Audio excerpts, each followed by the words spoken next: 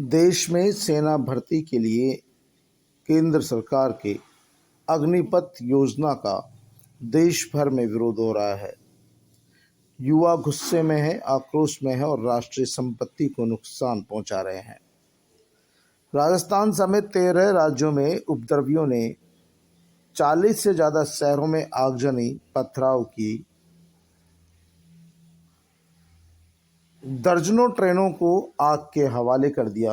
इससे करीब 350 के ज़्यादा ट्रेनों को रद्द करना पड़ा। सबसे ज़्यादा उपद्रव बिहार, उत्तर प्रदेश और तेलंगाना में देखने को मिला।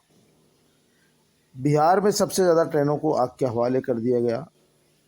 यूपी में भी कई स्थानों पर बसों में तोड़फोड़ की गई, ट्रेनों में आग लगाने की कोशिश की गई। देख सकते हैं आप ट्रेनों को किस तरह से जला दिया गया, राष्ट्रीय संपत्ति को नुकसान पहुंचा दिया गया।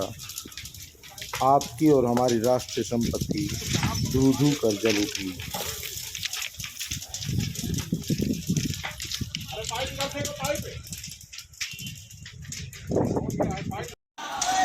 युवाओं में इस बात को लेकर गहरा आक्रोश है कि आखिरकार 24 साल की उम्र में जब सेना से रिटायर कर दी जाएंगे तो उनका भविष्य क्या होगा। वे घर के बचेंगे, न घाट के बचेंगे। यही कारण है कि युवाओं का आक्रोश सड़कों पर देखने को मिला। उत्तर प्रदेश में आप देख सकते हैं, ये तस्वीर उत्तर प्रदेश की है। किस तरह से युवाओं की भीड़ में बसों में तोड़-फोड़।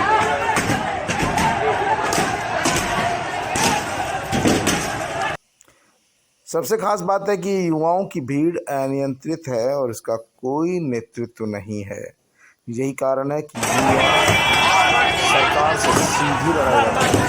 आप देख सकते हैं जो भी वाहन उनको नजर आता है उसका तोड़-फोड़ करते हैं, आगजनी करते हैं और अपनी विकास के कामों पर युवा सड़कों पर उतर रहे हैं।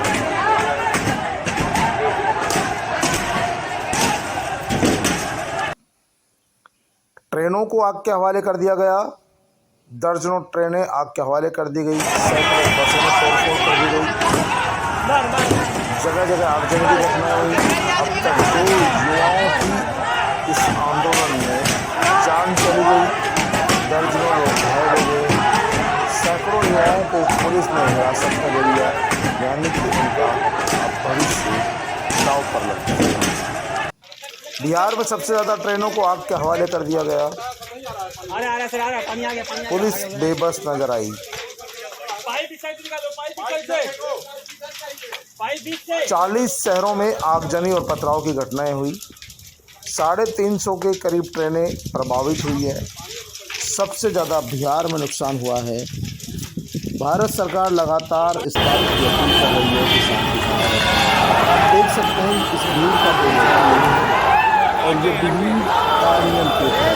इस भीड़ को अंदेशा इस बात का है कि जब वो सेना के जवान बन जाएंगे तो 24 साल के बाद सरकार उन्हें घर भेज देगी और उसके बाद उनके पास रोजी रोटी का संकट खड़ा हो जाएगा। यही कारण है कि युवा इस समय गुस्से में है और देश भर में प्रदर्शन हो रहा है। तेलंगाना में भी उपद्रव हुआ। सिकंदराबाद में उपद्रवियों ने 3 ट्रेनों को आग के हवाले कर दिया। रेल कर्मियों ने बेमुश्किल यात्रियों को बचाया। बिहार में सबसे ज़्यादा 6 ट्रेनें कल जलाई गई। बिहार के 12 जिलों में नेटबंदी कर दी गई है। उप मुख्यमंत्री के घर पर हमला किया गया। भाजपा के प्रदेशाध्यक्ष के घर पर हमला किया गया। बिहिया स्टेशन के टिकट काउंटर से 3.5 लाख रुपए लूट लिए गए। 2 जगह स्कूल बसें भी जलाई गई। यूपी के बलिया में भी ट्रेन जला दी गई। 250 उपद्रवियों को गिरफ्तार भी किया गया। जेवर में पुलिस चौकी फूंक दी गई। हरियाणा के गुरुग्राम समेत कई जिलों में धारा 144 लगा दी गई। फरीदाबाद, बल्लभगढ़, नारनौल, पलवल में इंटरनेट सेवाएं बंद कर दी गई। दिल्ली छात्र संगठनों के प्रदर्शन के चलते मेट्रो के कई स्टेशनों को बंद करना पड़ा। सबसे ज़्यादा नुकसान यूपी और बिहार में हुआ, जहां दर्जनों ट्रेनों को आग के हवाले कर दिया गया। एमपी के ग्वालियर में भी इंदौर में प्रदर्शन किया गया, रेलवे स्टेशन पर उत्पात मचाया गया, 15 लोगों को गिरफ्तार कर लिया गया और दर्जनों ट्रेनों को बिहार में आग के हवाले कर दिया गया। खास बात है कि सेना भर्ती की अग्निपथ योजना के खिलाफ विरोध प्रदर्शन उत्तर से लेकर दक्षिण तक पहुंच गया है। शुक्रवार को प्रदर्शनकारी और उगे हुए हिंसा की आग बिहार, यूपी, हरियाणा, उत्तराखंड, राजस्थान के बाद तेलंगाना, पश्चिम बंगाल, ओडिशा, दिल्ली समेत 13 राज्यों में पहुंच गई है। 40 से ज़्यादा शहरों में युवाओं ने उत्पात मचाया। युवाओं का कहना है कि 24 साल के बाद सरकार उनका क्या होगा। आखिरकार सरकार ये हमें संविदा की नौकरी क्यों देना चाहती है, क्यों नहीं नियमित भर्तियां करना चाहती है जैसे सालों से चली आ रही है, क्यों युवाओं के भविष्य के साथ खिलवाड़ किया जा रहा है, क्यों सेना जैसे पवित्र कार्य को भी ठेके पर देना चाहती है, संविदा पर देना चाहती है। ऐसे में युवा अपने भविष्य को लेकर चिंतित है और भारत सरकार अपने इसके फायदे गिना रही है। उनका कहना है कि इस योजना से देश के युवाओं को रोजगार के खूब अवसर मिलेंगे। 24 साल के बाद जब 30% युवाओं को सेना में रेगुलर कर दिया जाएगा, 70% युवाओं को दूसरी सेवाओं में वरीयता दी जाएगी, ऐसे में उन्हें डरने की ज़रूरत नहीं है।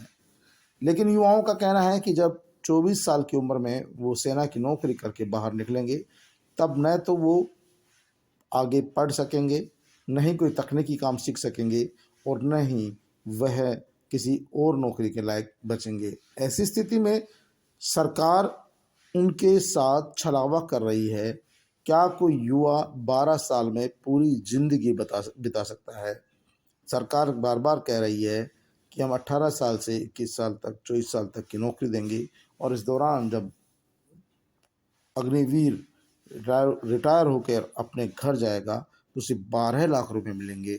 सरकार 12 लाख रुपए को ऐसे समझ रही है जैसे कोई 12 करोड़ रुपए हो, क्योंकि 24 साल की उम्र बहुत कम होती है और उस स्थिति में जब 12 लाख रुपए देके एक युवा जवान सैनिक को घर बिठा दिया जाएगा तो वो ट्रेंड युवा सैनिक जब उसे रोजगार नहीं मिलेगा तो अपराध की दुनिया में सक्रिय हो सकता है। आप देख सकते हैं किस तरह से ट्रेनों को आग के हवाले कर दिया। आक्रोश हो, गुस्से में। हम इस आगजनी का कतई समर्थन नहीं करते हैं। हमारा मानना है कि राष्ट्रीय संपत्ति को नुकसान पहुंचाना बहुत ही खतरनाक है, गलत है, क्योंकि इससे हमारी ही संपत्ति का नुकसान हो रहा है। लेकिन सरकार ने इन युवाओं के प्रदर्शन को दरकिनार करते हुए वायुसेना में अग्निवीरों की भर्ती करने का ऐलान कर दिया। इसके लिए बाकायदा सेना ने नोटिफिकेशन भी जारी कर दिया। भले ही युवा उग्र प्रदर्शन कर रहे हों, ट्रेनों के आग के हवाले कर रहे हों, लेकिन सरकार पर युवाओं की विरोध की आवाज़ लगता है नहीं पहुंच पा रही है।